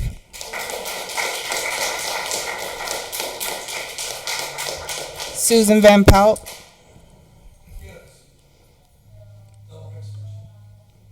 Hi, Susan Van Pelt, 246 Walnut Street in Holyoke. And I want to push back a little bit on the idea that nothing new is happening here with this order, because it is new. Instead of Holyoke defining for ourselves who we are and how we use our resources and codifying that as you did in 2017, this time you're inviting the feds to come in and tell us who we are, tell us what is acceptable and not acceptable for us to do, and potentially for the feds to control how we use our local resources. None of that is okay or appropriate, particularly when you look at the context of how ICE is being used to abuse people. It is just not okay. I urge every one of you to vote no as a matter of conscience tomorrow. Please, today and tomorrow, no. Thank you. Thank you. Ephraim Aqua? Ephraim? No? Okay. Oh, I think Ephraim Akira? Sorry. You can say it again.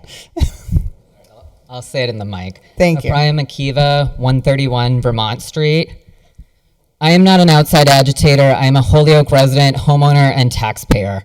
I am in fact a constituent of Linda Bacon in Ward 5. Something that I've heard of you, Councillor Bacon, is that you seek to listen to your constituents and be responsive to their needs. Maybe that's just about speed bumps in my neighborhood, I don't know. But hey, listen to me then. I also work in Holyoke and literally created a new community support in Holyoke, Anemone Trans and Queer Peer Respite, where I work with multiply marginalized people in our community. People who are deeply afraid. People who are afraid of ICE, who are afraid of our local police and of our government. Whose fear and safety matters to us here in Holyoke? Is it the most vulnerable amongst us, or is it the most privileged? Some of the people I support moved here to Holyoke to find safety where there has been none in their lives previously. I moved to Holyoke and bought my home here because as someone who is often considered as other in our world, I felt safe here. This is the first place I've ever lived where my neighbors have looked out for me. It is my job to look out for them too. I refuse to stand by and allow my neighbors, my friends, and my fellow community members to be harassed, harmed, and disappeared by ICE. Not on my watch, not in my city. Holyoke is a community of immigrants. We do not comply with fascism. Keep Holyoke a city that feels safe to those who have no safe space in their lives. This is not who we are, and shame on the people here who want to make our community a place of violence, harm, and fear for our community members. What is the dollar amount that we should put on a human life? How many dollars are my neighbors' lives worth? As a trans person whose rights are also frequently on the chopping block, how many dollars will my life be worth? Are we really putting money above our community members' safety? Resist the urge to comply with a fascist agenda. You do not represent your constituents if you do. Thank you. Claire, it just says Claire on the sign up. Hi. Hello. Yeah, if you need more than that, you're going to have to ask Linda. It was about 1 a.m. on the morning of Tuesday, September 30th, when federal agents swarmed a Chicago apartment building in helicopters and large all-terrain vehicles. That's last week. These agents were from Border Patrol as well as the FBI and ATF. They used flashbang grenades as they broke doors to force their way in to apartments and remove residents cuffed with zip ties. The residents stood for hours in the restraints with no protection from the weather, especially for the few who were dragged from their homes without any clothes on. Eyewitnesses described terror, screaming, children crying. The children were zip-tied together in a line. Community members called on the morality of the agents, appealing to their humanity. One agent responded with derisive laughter and said, "Fuck them kids." 37 people were detained, and the rest were let back into the building to pick up the pieces of their lives. The Department of Homeland Security said some of those arrested were believed to be involved in drug trafficking and distribution, weapons crimes, and immigration violations, adding that the location was known to be frequented by Tren Aragua members, but, and this should be very clear, none of these claims are backed by any evidence. Authorities offered no proof. There's not a shred of probable cause, and among those detained are United States citizens. So anyone who votes for or argues for this order is voting for warfare against U.S. citizens. Any justification based on a civil infraction of not having immigration paperwork in order is preposterous. Any reference to people as illegals, Thank you, Claire. demonizing, racist, and ignorant of U.S. history. Thank you. So I have Blythe. Blythe Bullock, 26 Pinehurst Road. The authors and supporters of this bill will justify using arbitrary numbers to describe federal funding that could potentially be lost. But we say that there is no dollar amount which can be assigned to a human life. None. I'm sorry, I don't mean to interrupt, but we can't hear you. Sorry. I can't hear you. I want to make sure the microphone's on. Can you hear me now? Yep. But we say that there is no dollar amount which can be assigned to a human life. None. There is no amount of money that would make this okay. We don't just want this order dismissed. We want it known that its authors would co-sign violence and abduction of constituents. We want them out of our leadership. I'm also just going to use the rest of my time to say my family came from the Deep South and moved here. I have walked into Sons of the Confederate Army marches. I do not want to live in a place where anyone around me fears violence. That is all. Thank you. Thank you. Gloria Caballero. Hi, good evening. Thank you so much for this opportunity. Dr. Gloria Caballero Roca, 5 Whiting Avenue, Holyoke. I've been listening to the debates and the conversations, and I just was thinking, why are we wasting so much time dividing ourselves, and breaking the spirit of these people, of our people, my people? Don't we have time to talk about better schools, better infrastructure, better housing, rent control, really things that really matter to our community? Keep it down. Why don't we talk about more, the rights of us as human beings and coming together and uniting? Why do we so quickly forget about where we come from? And then once you're elected, as someone told me, you forget about where you come from and the people who elected you, that you didn't believe in politicians. So this is me saying, please consider living here in Holyoke, since I've lived here since 1999 and I've seen this city going up and down, raucous, spaces and moments, and just think, my gosh, this was a city that thrived. but it thrived on the shoulders of children that worked in the mills from French Canadian, from Quebec. It thrived on the shoulders of those people who built the canal that were also immigrants. And it's thriving also by the community that is so diverse and so varied that we should cherish. I appreciate Duffy for clarifying the language about safe city, or however we want to call it. There's no legitimate definition about what that is. So why are we in this position now, dividing ourselves, breaking the spirit of the people that is really yelling for a better Holyoke, a more united Holyoke, a better, place where children feel safe, people feel safe, and just develop this infrastructure that is so needed with better air quality, etc., etc. Please consider voting no. Consider voting for Holyoke, for what it is, an amazing, beautiful place. Thank you. Thank you, Gloria. Thank you, everyone. Thank you. Thank you. Keep it down. All right. So that's the end of our public speaking list. If you want to come to the microphone, state your name and address. Good evening, everyone. My name is Vanessa Farrell, and I live at 2010 Northampton Street. So I came tonight because what I've seen and what I've read across the country, it has become obvious to me that we're not just deporting people with any kind of criminal record. There's a huge amount of people who have no criminal record. There's a huge amount of people being deported that are actually, here legally working for whatever their situation was. There are people who are nothing to do with what the government is putting forth as why these people are going to be deported. These people are being detained, and it got me in a hard way when I saw last week that a whole bunch of Navajo Native American Indians had been hauled off and were detained for like months before they could be addressed and gone. I mean, Native American Navajos.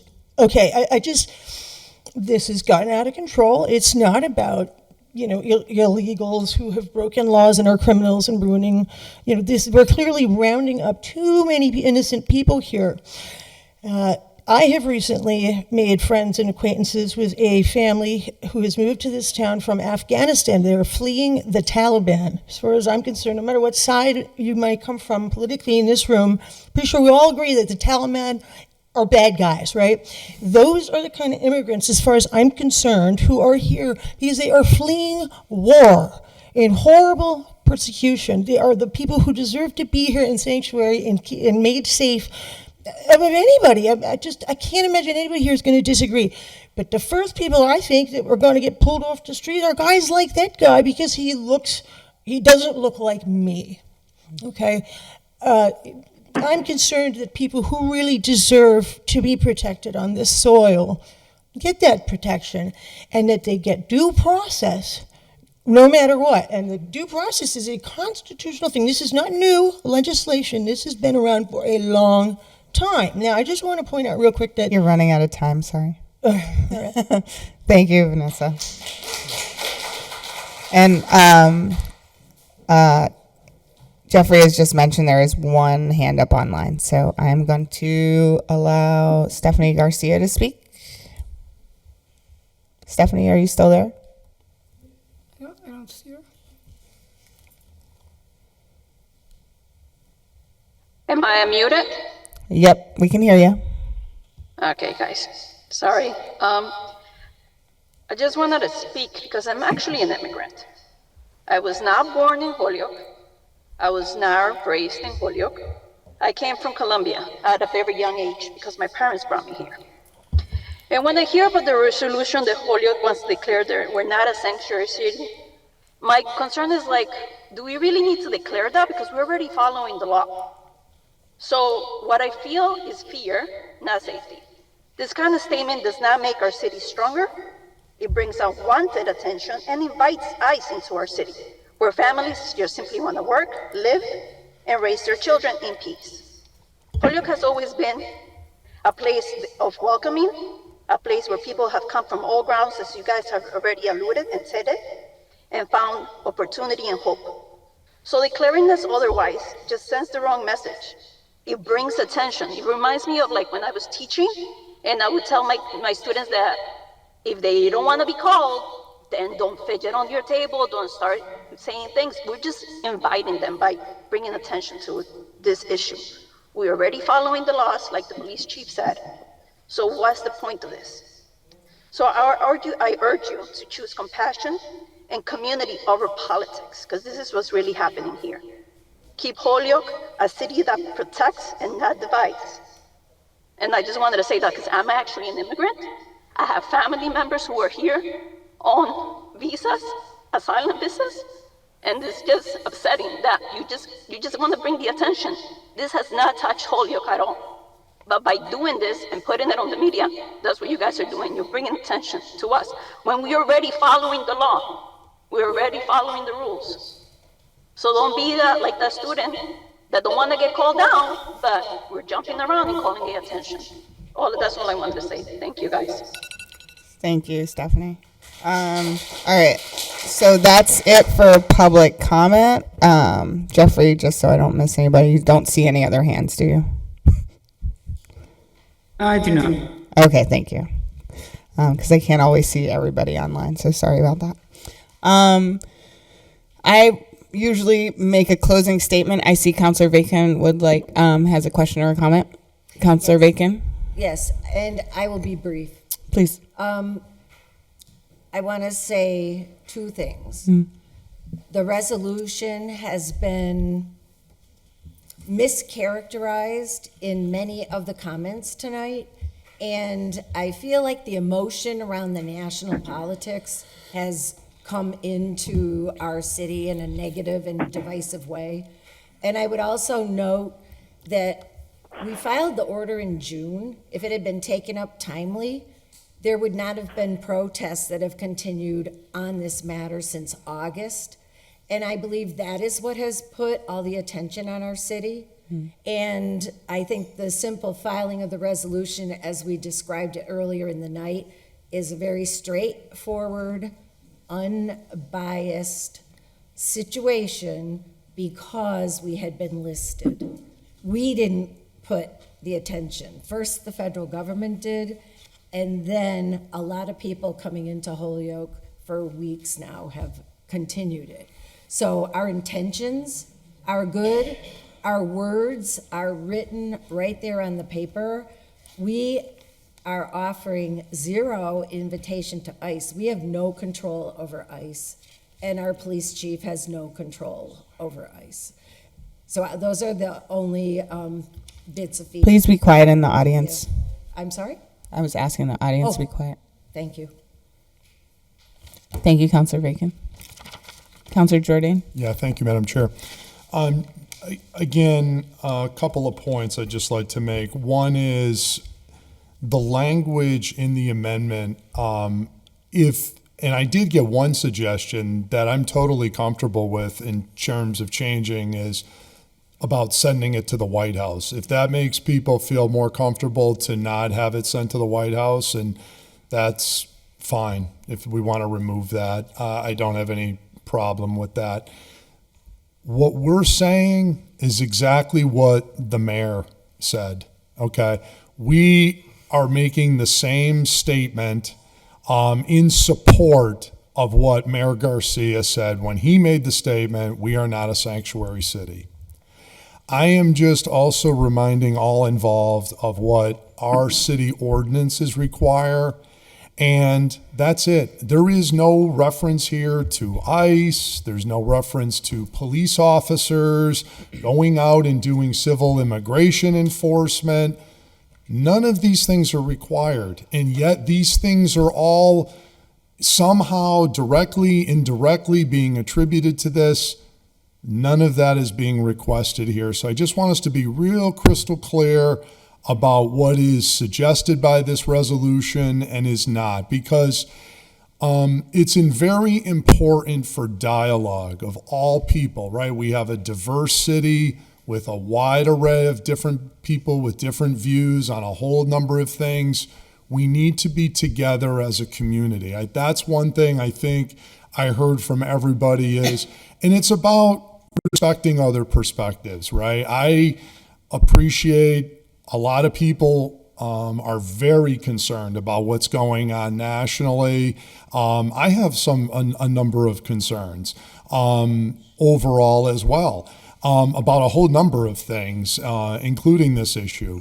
But I will also say that, when we look at making this crystal clear statement so it's unambiguous that we are not a sanctuary city.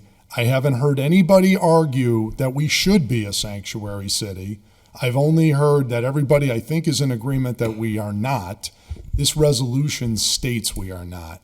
And so, and quite frankly, as far as there was a question raised about the other points in the resolution, it really is to push back on the federal government to say, you have to prove to us and you have to show us if you are going to suggest and put out there that we are a sanctuary city.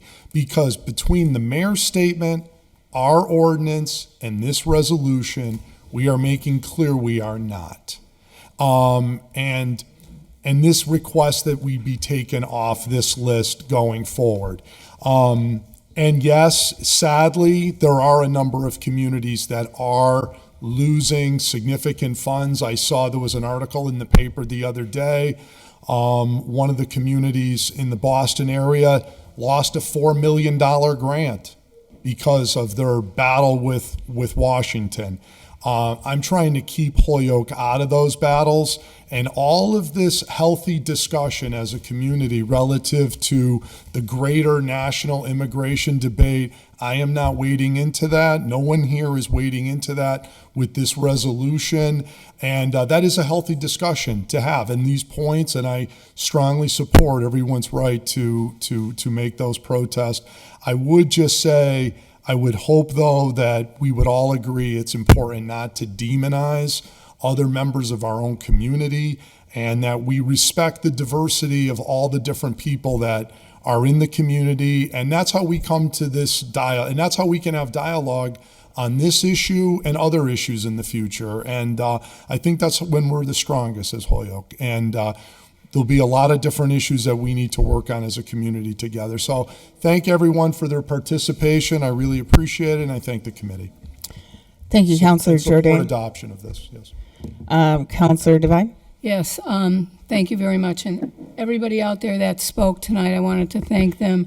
And I don't know where Lynn went, but some of these people are my friends. One of the things, when I first read this, I don't know, I said, this is good, no problem there, until I heard all of you, okay? And it brought me back to the way I was brought up. A lot of people look at me and they say, Patty Devine must be Irish. I got news for you. I'm more Polish than I am Irish. My mother, and she had 9 brothers and sisters, her parents came over here from Poland many, many years ago. And her father, my grandfather, who I never met, died at age 44. And my mother was one of like 9 children or so. She used to tell me how they walked across the Willimantic Bridge to go get blueberries, okay? And that always stuck with me. And I was originally going to vote for this, and I apologize to the makers of the order, but this is about all of you out there. This is about what's going on in this city, and it scares me. I heard the thing that you talked about, the kids in straps or whatever you call those things, and it's horrible. And I just wanted you to know that I'm not going to be voting for this, but like I said, I'm more Polish than anything, and my parents, my mother's side, were immigrants, and I remember that. And my father's was Scottish, but he was an orphan, so I didn't know too much about his life. But I certainly remember the Polish, and so that's why I've changed my vote. Thank you, Councilor Devine. Councilor Sullivan? Yep. So, to feed on what Patty said, I think my family's profile, and I can speak pretty pretty well about this. My dad was Catholic and my mother was Protestant. And if you think that isn't some kind of a problem, I also have a grandniece whose father is Jamaican, a nephew whose mother's from Papua New Guinea, and most of my sister's husband's side of the family is from Serbia and Bosnia. So I certainly know what I'm talking about as far as immigration. And I'm also of Scottish, French, and Irish. So having said all that, what bothers me the most about this whole conversation is all the discussion of fear and confusion that's being sowed by this order. And I know we'll be at this again tomorrow night. And what I would like to see from the public participating here, right, is an end to some of this portrayal and insinuation that certain members of our city council are Nazis, fascists, racists, and Klan members, pedophiles, and the obscenities posted on these signs has got to stop as well, all right? The civil discourse has to happen on both sides, all right? And this is not helping anything, all right? It's dangerous, it's irresponsible action. The use of burning crosses and journeyman uniforms in these is just so irresponsible, and such tactics are definitely impede any meaningful conversation.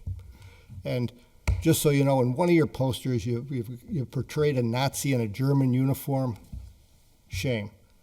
That person is Johann Banner, all right? Better known as John Banner. Sergeant Schultz, our lovable character from Hogan's Hero. Johann Banner was an Austrian-born Jew. He immigrated legally to the United States in 1938, all right? He lost family members in the Holocaust, all right? He enlisted in the U.S. Army Air Force and served for 3 years as a sergeant during World War II, and you're portraying him out there on your banners as a Nazi? Come on. That's all I have to say. Thank you, Councilor Sullivan. Anyone else from the committee? All right, well, I have a statement as well. So we had our public speaking. I really appreciate everyone. You've been great. You've been mostly quiet. I appreciate the officers in the room tonight. I'm happy that we were all kept the temperature down for the most part. So in preparation for this meeting, and just to be clear, I never took this order up. I didn't take it up in a timely fashion. I thought there were more important things that were dated in the city. I couldn't have known that the status would change, so the intention was not to wait until the status changed from the federal government, because I have no idea what they're doing at the federal level, because none of it makes sense to me. I reached out to Representative Duffy, Mayor Garcia, our Chief of Police, Chief Keenan, because I wanted to get some legal information on what our police department is responsible for, what our state is responsible for, what we as a city are responsible for. Some of the items were read into the record, and I appreciate Councilor Sullivan read those into the record. All the materials from this meeting will be available on holyoke.org on our city council meeting page. It's actually a subcommittee, so it's DGNR subcommittee. You can also see this broadcast if you need it for anything and want to review any of the information, like some of the materials and such that'll be attached. It's on Boxcast Holyoke, so if you Google that, it comes right up. So I just wanted to let you know that any materials that we've been talking about that you might not have a copy of, they are available as PDFs on our website. To this order. When I originally read this order, I thought it was interesting that items 1 through 3 say Holyoke's not a sanctuary city. Item 4 confirms that Holyoke and its officials follow the laws of the nation. Item 5, and where it says the Department of Homeland Security should notify the Holyoke City Council and mayor of its specific violation and what steps are needed to remedy, I feel like is in total violation of our state policies. Holyoke had been deemed a sanctuary city by the federal government for failing to comply with laws or regulations. This is not only untrue, but there is no legal definition for sanctuary city. So I would echo some of my colleagues in not truly understanding why we have to talk about this at all. Item 6 talks about the city of Holyoke and its employees, and just confirms the same thing as item 4, which says that we'll comply with the laws of the land. Item 7 requests that we remove any sanctuary city designation, which already has been done because I took too long to take the order up. All in all, I find this to be a weak resolution. There's no legal definition for sanctuary city. It's not our job to collaborate, support, and use our city funds for federal initiatives. The resolution doesn't make us safer. If we work for the taxpayers, we should keep that in mind and not be working for the federal government. This resolution tries to codify something that we are not. Community fears are valid and should always be heard and addressed. We are all part of one human race and should be acting accordingly. We should not be creating fear and confusion. Life is stressful enough. And when I say, I don't think that fear is being created just by rhetoric from this body or from the public. It's being created on the national scene, so I understand the fear. I am a first-generation American on my mom's side, and I get it. So I have some concerns of my own. When we elect city officials who support national initiative instead of our local and state and federal laws, I think we start to find out what we're actually supporting at this level. We hear a lot about taxpayers and how their contributions are unfairly used to pay for city infrastructure, schools, policing, and other public services. But where are these concerns when local leaders are finding ways to spend Holyoke taxes on federal initiatives? Federal taxes are already going to federal funding. We pay federal taxes to pay for these things already, like it or not. So with this resolution, we're asking the national administration, in my opinion, how we can best help them spend Holyoke dollars. There are federal, state, and local laws in place that outline our local and national responsibilities, which have been entered into the record, and we already have a resolution that was signed by Mayor Garcia at the beginning of this year in January. So again, everything from this meeting will be online. We have the Q&A document that was mentioned from the Holyoke Police Department. I will not be supporting this resolution because I don't think it really says anything about Holyoke as a city or creates anything to help keep our residents safe. So that's where I am on that. Madam Chair, can I make one point to address? Councilor Jordan. Thank you. I wanted to also address the point, someone had asked the question about where did the $10 million number come from? This is in our budget. The school department alone is over $9 million.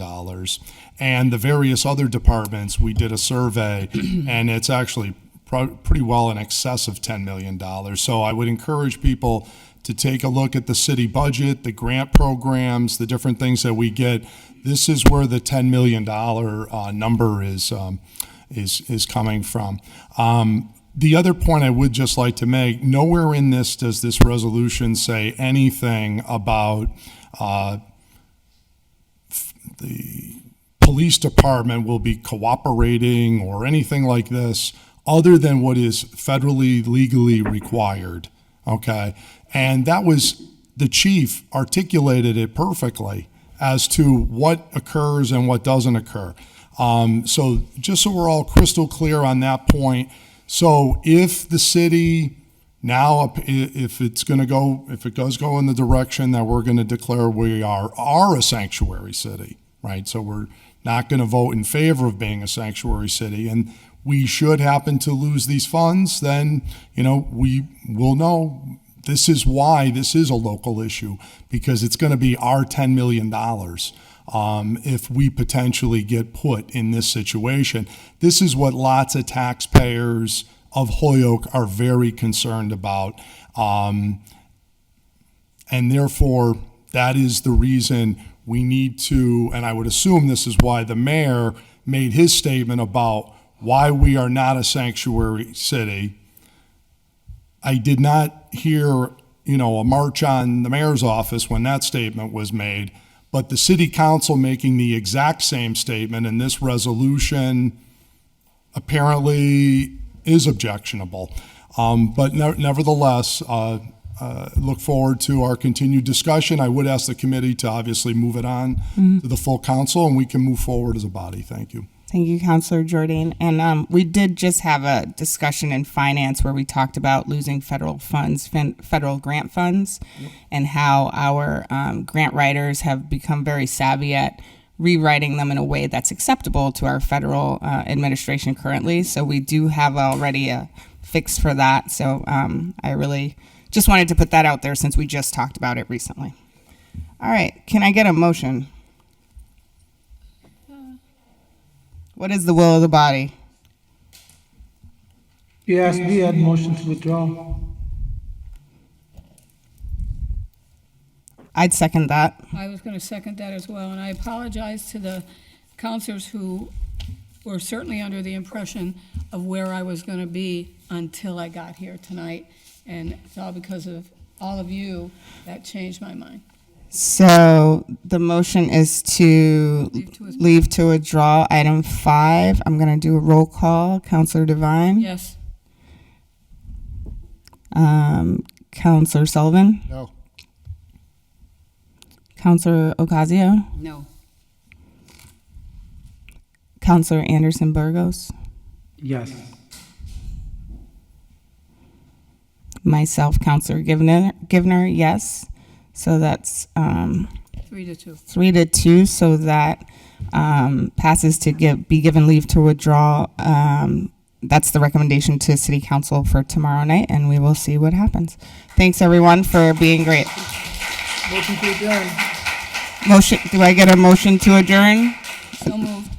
All in favor? Aye. Thank you. Jesus. Ugh.